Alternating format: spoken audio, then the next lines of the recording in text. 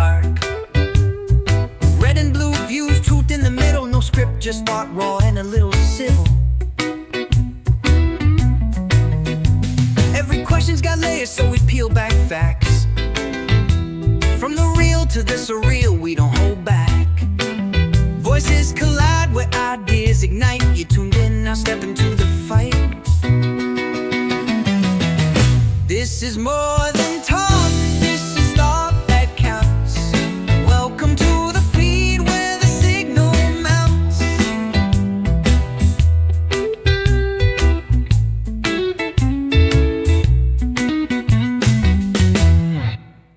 What if the price of getting ahead isn't just, hard work, but maybe something else?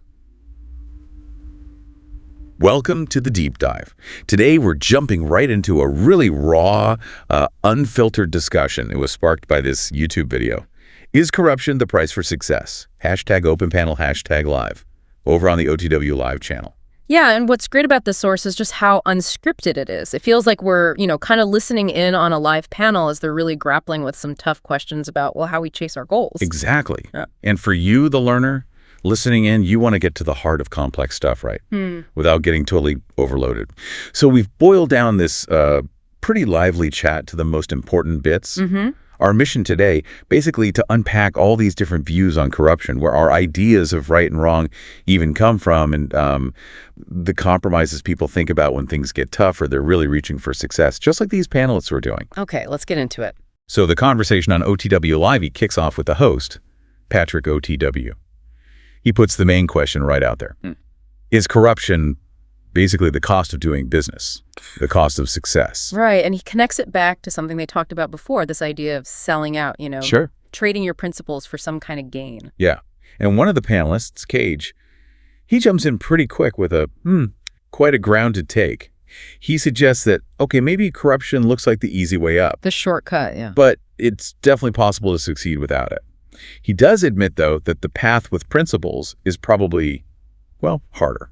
Cage's point really taps into that common feeling, doesn't it? That corruption seems faster, but real success probably means sticking to your guns, ethically speaking. But then OTW throws this provocative curveball in there. He basically says, look, I bet I could find a price, any price almost, that would make anyone, even someone who seems super moral, do something they think is wrong.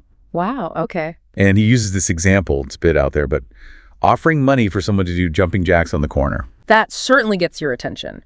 And it forces everyone on the panel to immediately think, okay, where is my line? Totally ignites this kind of spontaneous ethical check-in among them. OTW even puts a number on it. $300 for 300 jumping jacks on camera? And the reactions are, as you expect, all over the place.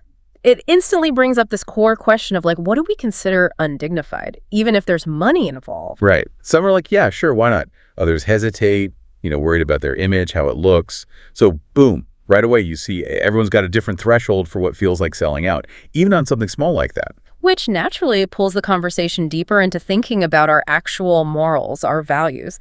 The title OTW mentioned from that other broadcast, Are Your Morals for Sale? That really becomes a running theme. It really makes you question the foundation, doesn't it? Where does our sense of right and wrong actually come from? And are they really our morals, deeply held things? Or are they more like borrowed ideas we picked up somewhere? The panelists touch on this, mentioning how sometimes you see these contradictions, right? Even with famous religious figures whose actions don't quite match their words. Yeah, that definitely makes you think about the gap between what people say they believe and, what they actually do. It really throws a spotlight on that challenge, lining up your stated values with how you behave. And the conversation then kind of broadens out, thinking about whether you need religion to have a moral compass. And there's a really strong point made. No, you absolutely don't need to be religious to be a moral person. Ethical behavior isn't owned by any one belief system. That's such a crucial point, yeah. Morality isn't exclusive. Yeah. Okay, so here's where things take another interesting turn. They bring up this idea of a spectrum of compromise, leading to this concept of good violence. Good violence, right. It comes up when they're talking about self-defense. There's this story, an anecdote about a woman whose purse gets snatched. And the general feeling on the panel seems to be, using force in that situation, that could be justified, maybe even good.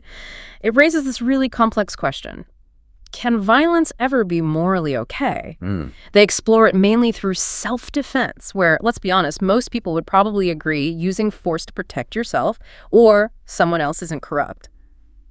It might even be necessary. But then, oh boy, they wade into much trickier waters with this idea of bounties within their own panel discussion. Yeah, this is wild. The idea is you could pay money to get another panelist kicked off the stream. Seriously? Seriously. And the reaction's pretty split. Some see it as maybe potentially entertaining, but others are really concerned, raising flags about the whole integrity of the conversation. Like, are we just going to silence people we don't like if we have enough cash? Wow, okay. That definitely raises huge questions about money influencing online conversations. Exactly. It gets right into the ethics of, monetizing these interactions. What are the risks to just having an open, honest chat? What happens if money decides who gets to speak and who gets shut down? And that specific idea, paying to remove someone just because you don't like their views, even if they're adding something to the discussion, that really sharpens the ethical point, doesn't it? It forces you to weigh things up. Right. What do we value more? Getting diverse perspectives, even challenging ones, or having a conversation that just feels comfortable, maybe less insightful? Right. Are we looking for a real discussion or just an echo chamber? Which I guess leads pretty smoothly into talking about personal boundaries, those lines in the sand we all have. And the panelists, they're all over the map on this too. How willing are they to compromise their morals for cash? Some are adamant, nope, no amount of money. Never sell out. Right. But others are a bit more, open to hypotheticals. They're considering, okay, what are the circumstances? What might actually tempt me? It really shows how personal these ethical limits are.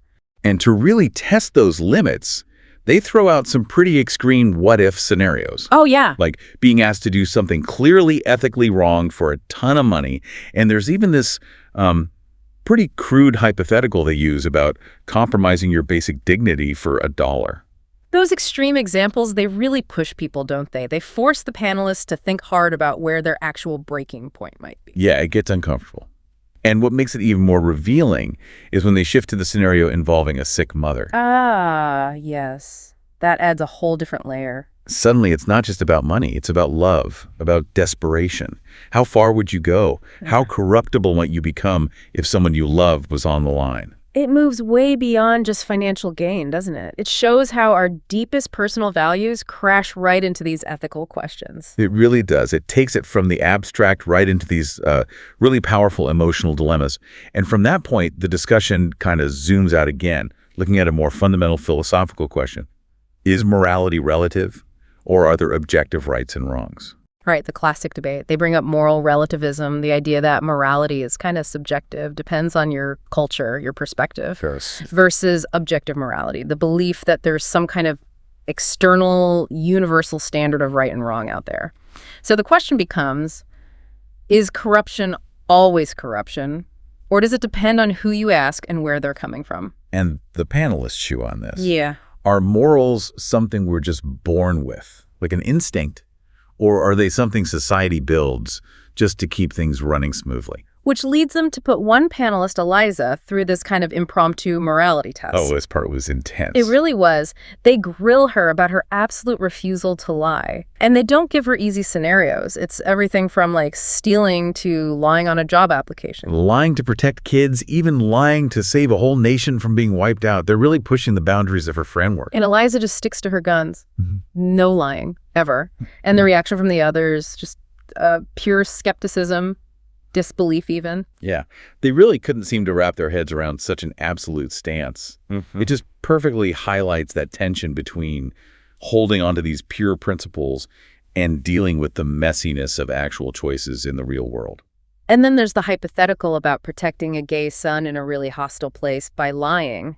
For some panelists, that scenario really challenged the whole idea of an absolute code. You can see the conflict there, right? Between a strict moral rule, like never lie, and this incredibly powerful human instinct to protect your own child. Abstract rules versus gut feelings. Which brings us to a really fascinating aspect. The panel discussion itself starts to feel like a live experiment in ethics. Totally. Like that whole ongoing argument about the bounties paying to kick people off. Very It's right. like watching a mini version of the bigger societal debates about money, influence, and integrity online. Exactly. You see them struggling right there in real time with the desire for maybe more exciting content, which the bounties might bring, versus the value they say they place on having deep conversations with different views, even the uncomfortable ones. It's like the goal of entertainment is potentially clashing with the goal of honest talk. And they even start talking about the bounties, discussing how this mechanism might be changing their own conversation dynamics. It's very meta. Yeah, like they're dissecting the experiment while they're still inside it. So after all that back and forth, what are the main things we should take away here? Well, I think this dive into the OTW live panel really shows just how wide the spectrum of opinions is, and it reveals the different ways people frame their moral decisions. There's definitely no simple yes or no to whether corruption is the price for success. Absolutely not. You see this constant push and pull, right, between wanting to stick to these high ideals and then facing the messy reality of making hard calls when things get complicated. It really drives home how subjective a lot of these moral judgments end up being, even if we agree on some basics. Yeah, and the aha moment for me, and maybe for you listening, is that the price for getting what you want isn't always just dollars and cents. The panelists really show that everyone draws their lines differently. And figuring out that balance between, being flexible and holding firm to your principles, that's a really personal journey. And when you think about that in your own life, the learner, it kind of forces you to reflect, doesn't it? Where are your own lines? What are your non-negotiables? And crucially, what kind of situation might actually make you question them? Which leaves us with a pretty provocative question for you to mull over. After hearing this raw exploration of where people draw their moral lines, where do you think your own firmest boundaries lie? And honestly, what circumstances, if any, might genuinely test them? Is there some universal cost for success? Or is it something deeply personal, a calculation each of us has to make for ourselves? Something to definitely think about.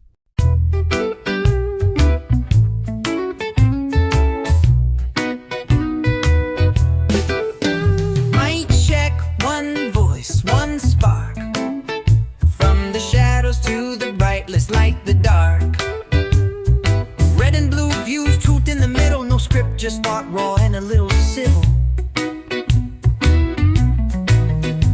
Every question's got layers, so we peel back facts. From the real to the surreal, we don't hold back. Voices collide where ideas ignite. You tuned in, now step into the fight. This is more